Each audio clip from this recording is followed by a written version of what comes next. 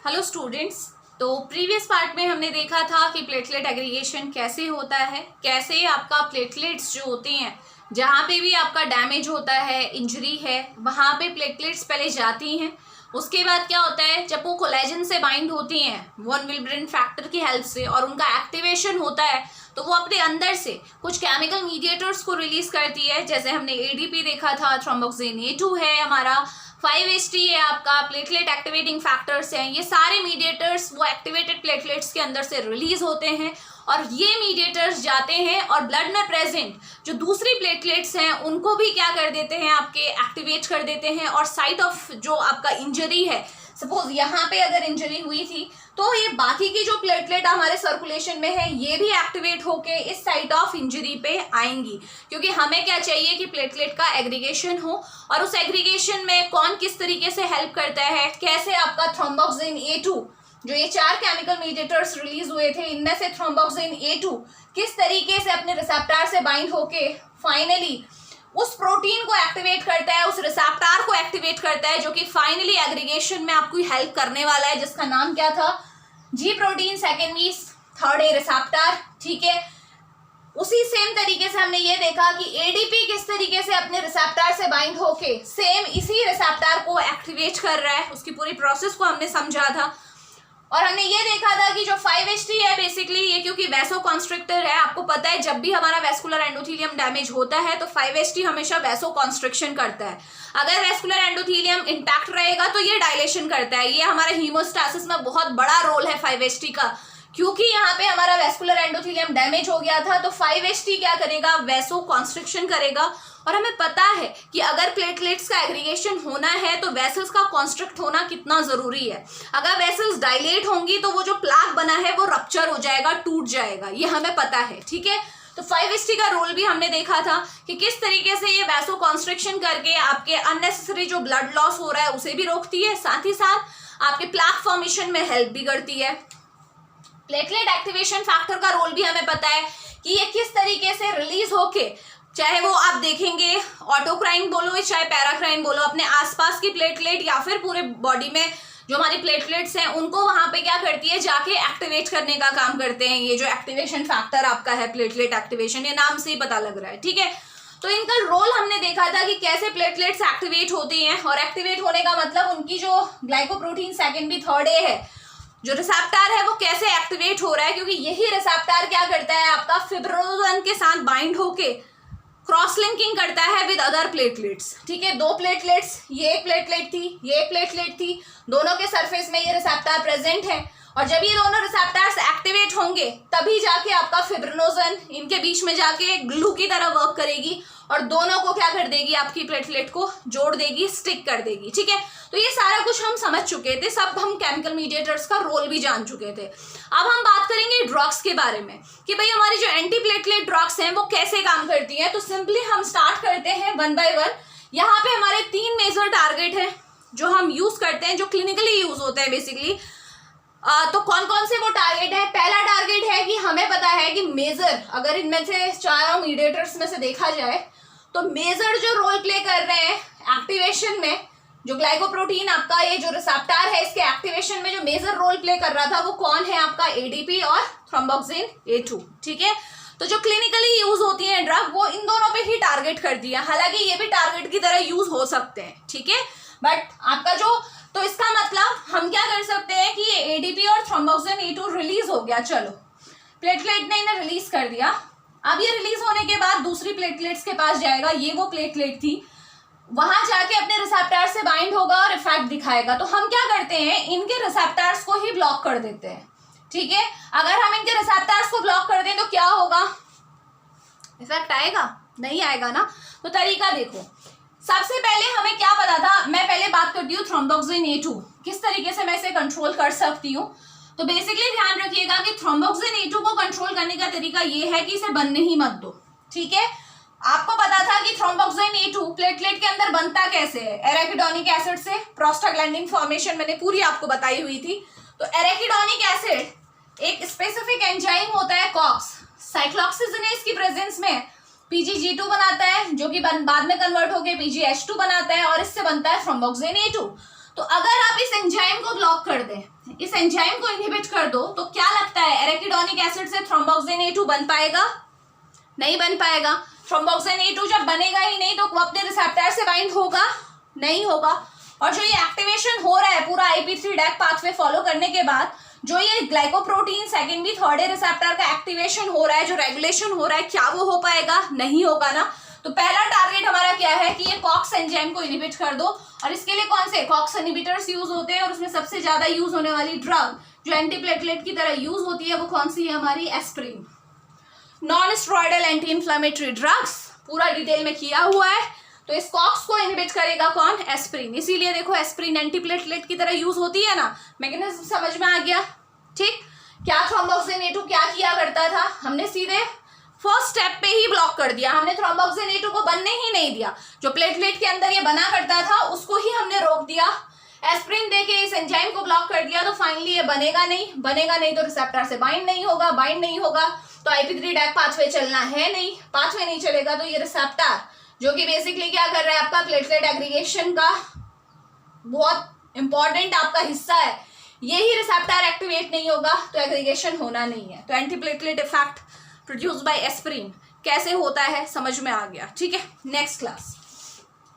Thromboxane A2 पे हमने काम कर लिया। अब बारी आती है इस ADP की। ADP हमने देखा था कि किस तरीके से ये प्लेटलेट में प्रेजेंट अपने P2Y12 रिसेप्टर के साथ बाइंड हो रहा था और फाइनली अपना इफेक्ट प्रोड्यूस कर रहा था। इसका इफेक्ट भी वही था। ये क्या करता था आपका, इस ग्लाइकोप्रोटीन को, जो ग्लाइकोप्रोटीन आपकी सेकेंडरी थर्ड रिसेप्टर है, इसे क्या कर रहा था? एक्टिवेट कर रहा था। यही पढ़ा था ना। अब देखो क्या होगा।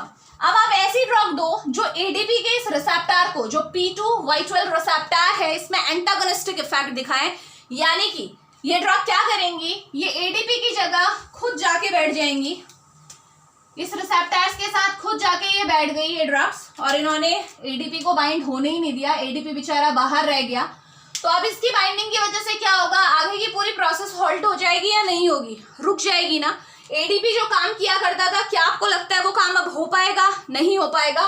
क्या करता था वो मैं समझा चुकी हूँ आपको डिटेल में। ठीक है, तो कौन सी ऐसी ड्रग है जो क्या करती है, इस रिसेप्टर को ब्लॉक करती है, यानी कि ADP एंटागनिस्ट है। तो ध्यान में रखिएगा, इस कैटेगरी में जो ड्रग आती है कौन कौन सी है मैं यहाँ पे मेंशन कर देती हूँ। क्लोपिडोग्रिल, ठीक है, टिक्लोपिडीन। टिक्लोपिडीन बहुत कम यूज होती है। ठीक है, टिक्लोपिडीन। नेक्स्ट हमारे पास है प्रेसोग्रिल, और एक और ड्रग है, ठीक है, मेरा नाम उसका मैं दिमाग से निकल रहा है, हाँ, टिकाग्रेलॉन। ये बहुत ज्यादा यूज होती है, वाइडली यूज होती है, इसलिए इसका नाम जरूरी है।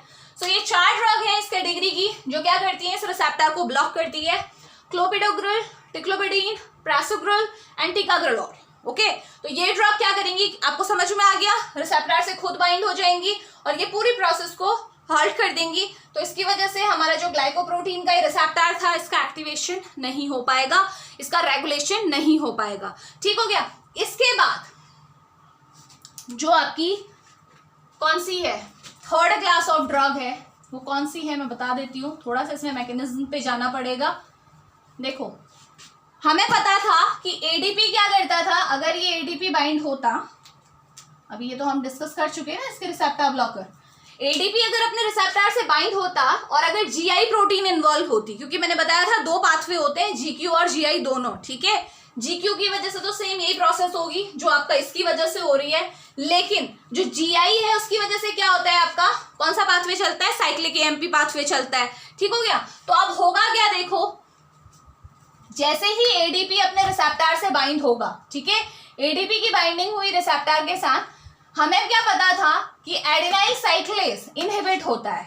ठीक है, क्या पता था, एडेनाइल साइक्लेज का इनहिबिशन होता है और ये पूरी प्रोसेस क्या हो जाती है आपकी, हॉल्ट हो जाती है। लेकिन अगर ये एडेनाइल साइक्लेज एक्टिवेट होता तो क्या होता है, ATP साइक्लिक AMP में बदलती है। ठीक है, साइक्लिक AMP में बदलने की वजह से क्या होता है, फिर फाइनली प्रोटीन काइनेज A का एक्टिवेशन होता है और फिर वास्प जो प्रोटीन है उसका फॉस्फोराइलेशन होता है, और ये जो प्रोटीन एक्टिवेट होनी चाहिए थी अब वो एक्टिवेट एक्टिवेट हो नहीं पाएगी, क्योंकि वास्प एक बार फॉस्फोराइलेट हो गई तो अब ये जो आपकी जी प्रोटीन है इसका एक्टिवेशन नहीं होगा, क्योंकि फॉस्फोराइलेशन के बाद वास्प जो प्रोटीन है वो क्या हो जाती है, इनएक्टिव हो जाती है। यही पढ़ा था ना। अब देखो यहाँ पे हमें एक और चीज पता है ना कि जो ये एटीपी साइक्लिक एएमपी में बदलता है, तो साइक्लिक एएमपी वापस किस में बदल जाती है, एएमपी में बदल जाती है। यानी कि साइक्लिक एएमपी क्या हो गया आपका, इसका मेटाबॉलिज्म हो गया। तो यहाँ पे कौन सा एक एंजाइम इन्वॉल्व होता है इस प्रोसेस में, फॉस्फोडाइएस्ट्रेज 3 एंजाइम है ना। फॉस्फोडाइएस्ट्रेज एंजाइम क्या करता है आपका, साइक्लिक एएमपी को किस में कन्वर्ट कर देता है, एएमपी में कन्वर्ट कर देता है ना। सपोज केवल आपको अपने दिमाग में ये लेना है कि अगर एडिनाइल साइक्लेज एक्टिवेट हुआ होता किसी भी और प्रोसेस की वजह से, एडीपी का रोल अभी हम नहीं देख रहे हैं, एडीपी को भूल जाओ, ठीक है। अगर एडिनाइल साइक्लेज का एक्टिवेशन हुआ होता किसी भी वजह से और एटीपी साइक्लिक एएमपी में कन्वर्ट हुई होती, ठीक है, तो उसके बाद क्या होता आप जानते हो, पता है ना क्या होता फाइनली। अगर एटीपी साइक्लिक एएमपी में बदलती तो साइक्लिक एएमपी इसको फॉस्फोराइलेट करती, इसका एक्टिवेशन होता प्रोटीन काइनेज ए का। उसकी वजह से क्या होता, आप सिंपली कह सकते हो कि जो हमारा ये जो रिसेप्टर है ये एक्टिवेट नहीं होता, ठीक है। अब हम क्या चाह रहे हैं, हमें पता है कि अगर किसी भी वजह से साइक्लिक एएमपी का लेवल ज्यादा होगा, ठीक है, साइक्लिक एएमपी बहुत ज्यादा होगा, तो उसकी वजह से दिक्कत क्या आने वाली है आपकी, फाइनली जो हमारा वास्प प्रोटीन है ये फॉस्फोराइलेट हो जाएगी। और ये प्रोटीन फॉस्फोराइलेट हो गई तो ये जो हमारा रिसेप्टर है, जो glycoprotein second B third A receptor है, ये आपका एक्टिवेट नहीं होगा, ठीक है। ये हमें पता है साइक्लिक एएमपी के ज्यादा होने की वजह से ये प्रॉब्लम आएगी।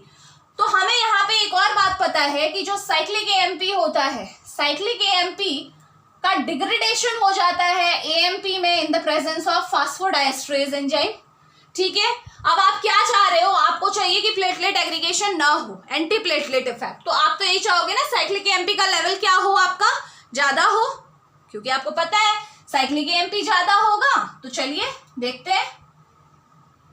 देखो अगर हमारा साइक्लिक एएमपी ज्यादा होगा तो प्रोटीन काइनेज ए भी ज्यादा होगा, प्रोटीन काइनेज ए ज्यादा होगा तो वास्प प्रोटीन का फॉस्फोराइलेशन भी ज्यादा होगा, यानी कि ये प्रोटीन इनएक्टिव हो जाएगी। और हमें पता है अगर एक बार प्रोटीन इनएक्टिव हो गई तो प्लेटलेट एग्रीगेशन होना ही नहीं है, ठीक है। तो यानी कि आपका मेन एम क्या होना चाहिए, यहाँ पे हमें किसी भी तरीके से साइक्लिक एएमपी के लेवल को बढ़ाना है। और आपको पता है कि ये एंजाइम ऐसा है जो साइक्लिक एएमपी के लेवल को कम कर देता है, क्योंकि ये साइक्लिक एएमपी को एएमपी में कन्वर्ट कर देता है, ठीक है। तो इसीलिए जो हमारी थर्ड क्लास ऑफ ड्रग है वो इस एंजाइम को ही क्या करती हैं, इनहिबिट करती हैं। अगर आप फॉस्फोडाइएस्ट्रेज 3 जो आइसोफॉर्म है, अगर इसे ब्लॉक कर दोगे तो साइक्लिक एएमपी एएमपी में नहीं बदलेगा, इसका लेवल ज्यादा बना रहेगा। और इसका लेवल ज्यादा बना रहेगा तो ये प्रोटीन जो हमारी glycoprotein second B third A का रिसेप्टर है, इसका एक्टिवेशन नहीं होगा, जो कि प्लेटलेट एग्रीगेशन के लिए इंपॉर्टेंट है। तो ये कौन सी ड्रग हैं जो इस एंजाइम को ब्लॉक करती हैं, तो चलिए पहली ड्रग है इसमें आती है आपकी सिलेस्टाजोल और दूसरी ड्रग है आपकी डाइपाइरिडामोल, ठीक है। सिलेस्टाजोल और डाइपाइरिडामोल ये दो मेडिसिन ऐसी हैं जो इस एंजाइम को क्या करेंगी, इनहिबिट करेंगी। इनहिबिट करने से क्या होगा, साइक्लिक एएमपी का लेवल बढ़ेगा, साइक्लिक एएमपी का लेवल बढ़ेगा, प्रोटीन काइनेज ए का लेवल बढ़ेगा, प्रोटीन काइनेज ए का लेवल बढ़ेगा तो वास्प यानी कि वैसोडाइलेटरी स्टिमुलेटिंग फॉस्फोप्रोटीन जो है वो आपकी इनएक्टिव हो जाएगी। और वो इनएक्टिव हो गई तो आपका जो आपका रिसेप्टर है इसका एक्टिवेशन होगा नहीं, प्लेटलेट एग्रीगेशन होगा नहीं। समझ में आ गया इसका रोल, ठीक है। इसके बाद लास्ट कैटेगरी जो इंपॉर्टेंट है खुद में, चलिए यहीं से डिस्कस कर लेते हैं। आपको पता है कि फाइनल क्या हो रहा है, फाइनल अगर ये सारी चीजें हो भी जाती हैं, सपोज थ्रोम्बोक्सिन A2 भी अपने रिसेप्टर से बाइंड होता है, ADP भी बाइंड होता है, और फाइनली अगर ये प्रोटीन ये जो आपको रिसेप्टर दिख रहा है ये एक्टिवेट भी हो गया, ठीक है। अब ये एक्टिवेट हो गया, अब अगर इस स्टेप में आप इस रिसेप्टर को ही ब्लॉक कर दो, क्योंकि आपको पता है इस रिसेप्टर से कौन बाइंड होगा, फिब्रिनोजिन, ठीक है। फिब्रिनोजिन है ना जो इसके बाइंड होता है, ये फिब्रिनोजिन के ही तो रिसेप्टर है। जो glycoprotein second B third A receptor किसका है, फिब्रिनोजिन का है। तो अगर इस रिसेप्टर का एक्टिवेशन हो भी गया, ठीक है, और अगर आपने फिब्रिनोजिन को इससे बाइंड नहीं होने दिया तो क्या प्लेटलेट एग्रीगेशन होगा, नहीं होगा ना। फिब्रिनोजन की बाइंडिंग तो बहुत जरूरी है, तो हम क्या करते हैं, हम इस रिसेप्टर के ही एंटागनिस्ट दे देते हैं। तो फोर्थ जो कैटेगरी है वो क्या है आपकी, ग्लाइकोप्रोटीन, सेकेंड ए, थर्ड बी रिसेप्टर एंटागनिस्ट। ये वो ड्रग है जो इस रिसेप्टर से बाइंड होंगी और इस रिसेप्टर को ब्लॉक कर देंगी, ताकि जो ये फिब्रिनोजन है वो इस रिसेप्टर से बाइंड ही ना हो पाए। इस तरीके से ये ड्रग्स बाइंड हो गई, फिब्रिनोजन बेचारा रह गया बाहर, ये बाइंड हो नहीं पाएगा। तो होगा क्या फाइनली, जब फिब्रिनोजन इस रिसेप्टर से बाइंड ही नहीं हुआ तो कैसे ये दो प्लेटलेट्स की क्रॉस लिंकिंग कराएगा, क्योंकि क्रॉस लिंकिंग के लिए तो फिब्रिनोजन जरूरी है और उसकी बाइंडिंग बहुत जरूरी है। तो यहाँ पे जो ड्रग यूज होती है इसके एंटागनिस्ट की तरह, उनके नाम देखिए क्या क्या है आपके, एप्सिक्सिमैब, टायरोफिबिन एंड एप्टिफिबाटाइड। ये आपकी ड्रग है जो एंटागनिस्ट की तरह यूज होती हैं, पूछी जाती हैं बहुत टाइम एग्जामिनेशन में, कॉम्पिटिटिव एग्जाम्स में भी पूछी जाती है। तो ये है आपकी सारी एंटीप्लेटलेट ड्रग्स जो यूज होती है, ठीक है। और एंटीप्लेटलेट की तरह कहाँ यूज होगा इनका, जनरली जो कोरोनरी आर्टरी डिजीज है, अगर आपकी बॉडी में अननेसेसरीली, आपको पता है इंजरी होने पे क्लॉट बनना, प्लेटलेट एग्रीगेशन होना अच्छी बात है, लेकिन अगर इंटरनल आपकी ब्लड वेसल्स की लाइनिंग डैमेज हो रही है और वहां पे ये आपकी ब्लड वेसल है, अगर ये ब्लड वेसल के अंदर क्लॉट इस तरीके से फॉर्म होने लगे, प्लेटलेट एग्रीगेट होने लगे और ऐसे क्लॉट बनाने लगे, तो इसकी वजह से क्या होगा, जो ब्लड का फ्लो है वो क्या होगा आपका ऑब्स्ट्रक्ट हो जाएगा, यहाँ से ब्लड बहुत कम अमाउंट में आगे जाएगा। तो जो ऑर्गन आगे होगा सीधे सीधे वहां पे क्या होगा, आपका ब्लड की सप्लाई नहीं हो रही है तो ऑक्सीजन का लेवल कम रहेगा, ऑक्सीजन का लेवल का कम रहेगा तो क्या होगा, नेक्रोसिस होनी स्टार्ट हो जाएगी, क्योंकि एटीपी प्रोडक्शन नहीं हो रहा होगा और नेक्रोसिस होगी तो फाइनली जो ये ऑर्गन है ये क्या हो सकता है आपका, फेल हो सकता है। तो ऑर्गन फेलियर जो है लास्ट स्टेज रहेगी, तो ऐसा हम नहीं चाहते, ठीक है। तो इसीलिए एंटीप्लेटलेट ड्रग को हम यूज करते हैं, ठीक है। जैसे मायोकार्डियल इंफ्राक्शन है, एंजाइना का केस है, वहां पे ये ज्यादातर यूज होंगी, ठीक है। तो ये था all about antiplatelet drug. I hope आपको समझ में आ गया होगा, लेकिन फिर भी इससे रिलेटेड अगर कोई डाउट है तो आप कमेंट बॉक्स में मेंशन कीजिए, मैं ट्राई करूंगी कि आपके क्वेश्चंस का आंसर आपको जल्द से जल्द मिल जाए। Thank you so much.